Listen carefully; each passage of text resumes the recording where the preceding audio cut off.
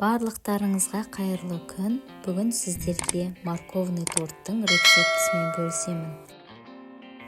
Ең алдымен таза ыдысымызға 50 грамм сахарный пудра саламыз.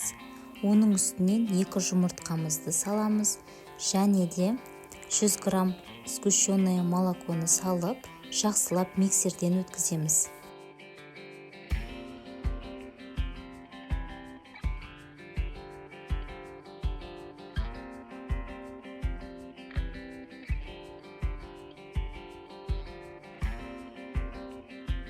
Келесі салатын ингредиенттер 1 шай қасық корица және аздап мускатный орехты себеміз. Оның үстіне 200 грамм сұйық майымызды салып, жақсылап миксерден өткіземіз.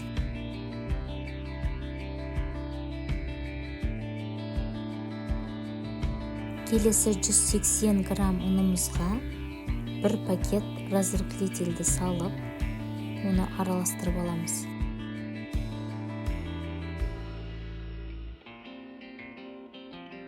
Енді ұнымызды илегіштен өткізе отырып, жаңағы дайындап қойған консистенцияға салып, оны жақсылап миксерлейміз.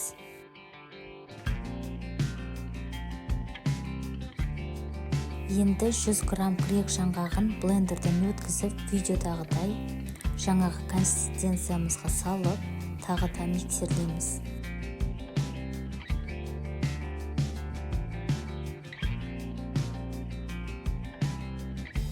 Келесі блендерден өткізілген сәбізімізді жаңағы консистенциямызға салып, миксерлейміз. Достар, сәбізді бірінші теркалап алып, содан кейін блендерден өткізгендеріңіз дұрыс. Солай ыңғайлы болады.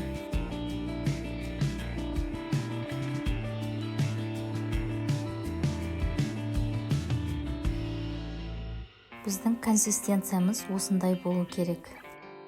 Келесі бізге 4 дана пергамент қағаз керек. Оны біз видеодағыдай формасын келтіріп, жан-жағын пышақпен кесіп аламыз.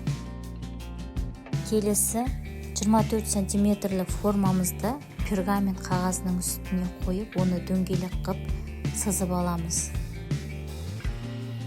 Енді видеода көріп тұрғандарыңыздай, пергамент қағазындағы дөңгелек шеңбердің ішіне жаңағы дайын болған консистенциямызды саламыз. Келесі консистенциямызды видеодағыдай дөңгелек шеңбердің формасына келтіріп жағып шығамыз. Бізде барлығы 4 бисквит шығу керек. Әр қайсысын осылай жағып шығамыз.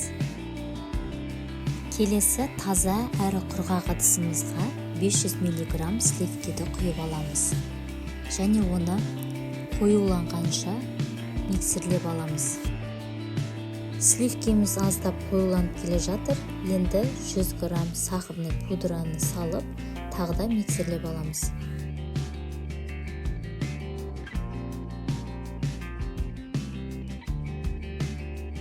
Келесі қоюланған сливкидің үстіне 150 грамм творожный сырды салып, жақсылап миксерлейміз.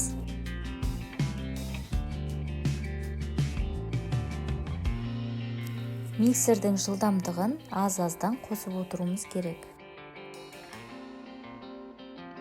Тортымыздың кремі дайын, формасын осындай видеодағыдай ұстап тұру керек.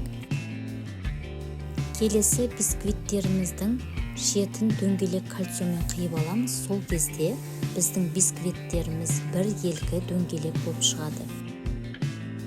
Енді қиылған бисквиттердің шетін бір ыдысқа салып отырамыз.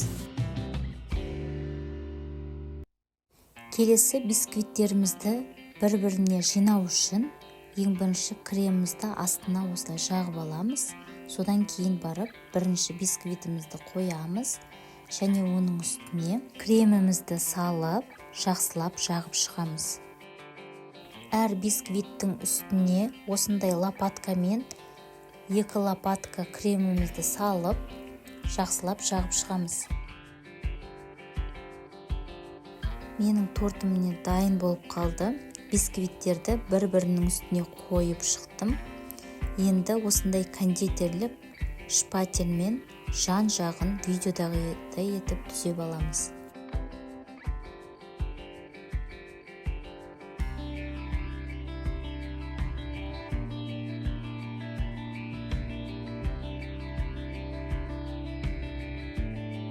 Енді тортымызды әсемдейміз. Ол үшін бағанағы кремнен 100 грамм креммен алып қалдым. Және де видеода көріп тұрғандарыңыздай осындай кондитерлік бояуды қосам да жақсылап араластырып аламын.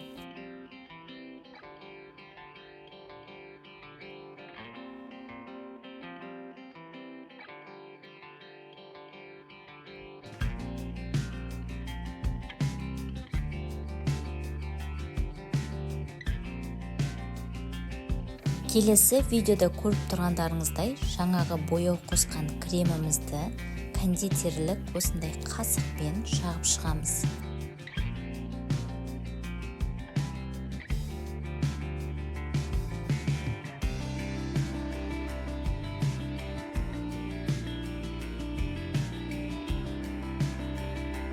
Міне достар, тортымыз дайын. Сіздер өз фантазияларыңызға байланысты басқаша әсемдеулеріңізге болады. Менің жұмысымды бағалап, мені қолдап, маған тіркелуді ұмытпаңыздар.